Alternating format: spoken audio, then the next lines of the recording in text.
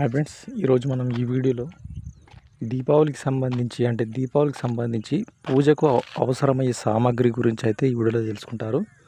అయితే చాలామందికి తెలిసి ఉండొచ్చు, బట్ కొంతమందికి కొద్దిగా డౌట్ అయితే ఉండొచ్చు. అలాంటి వారికి అయితే ఈ వీడియో అయితే పూర్తిగా చూస్తేనే మీకు అయితే అర్థమవుతుంది. ఇప్పుడు మనము దీపావళి పూజకు అవసరమైన సామాగ్రి అయితే తీసుకుందాము.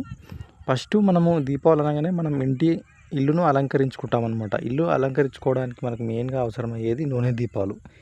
ఈ నూనె దీపాలు ఉంటాయి. అదేవిధంగా కొంతమంది నెయ్యి దీపాలు కూడా పెడతారనమాట. అదేవిధంగా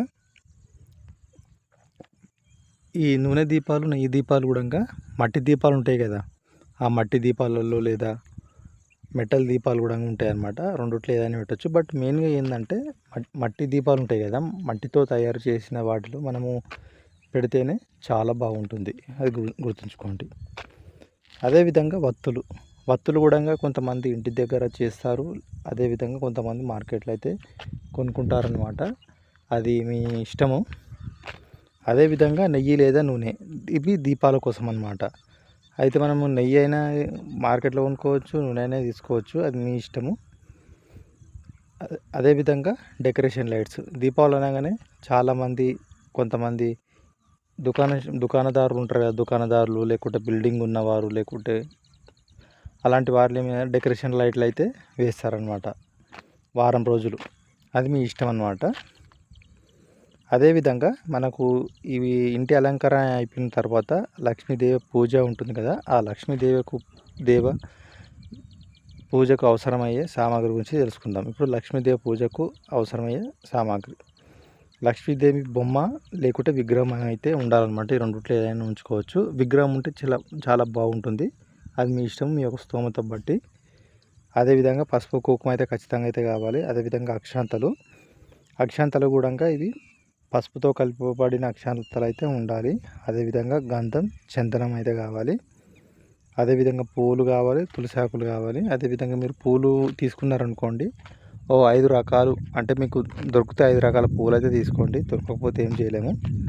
అదేవిధంగా పండ్లు కూడా 5 రకాల పండ్లు అయితే తీసుకోండి. అదేవిధంగా కర్పూరం, అగరబత్తి, ధూపం అన్నమాట, ఇవి కూడా అవసరము. అదేవిధంగా నైవేద్యం కోసం పానకాలు, పాయసం, చక్కెర పొంగలి, ఈ విధంగా వడలు కొంతమంది ఈ విధంగా చేస్తారు కదా, అది మీ ఇష్టం అన్నమాట, ఏదైనా చేసుకోవచ్చు.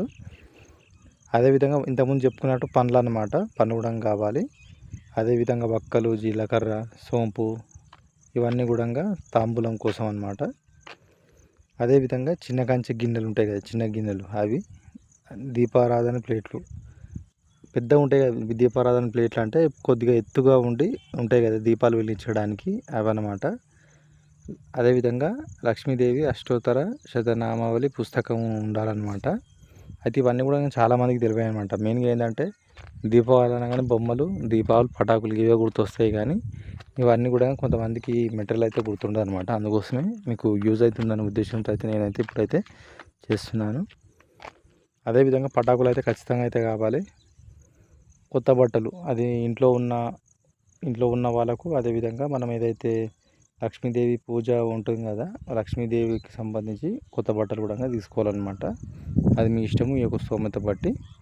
ఇదన్నమాట దీపావళికి అవసరమయ్యే సామాగ్రి అయితే ఈ వీడియోలో అయితే మీకు అయితే చెప్పాను.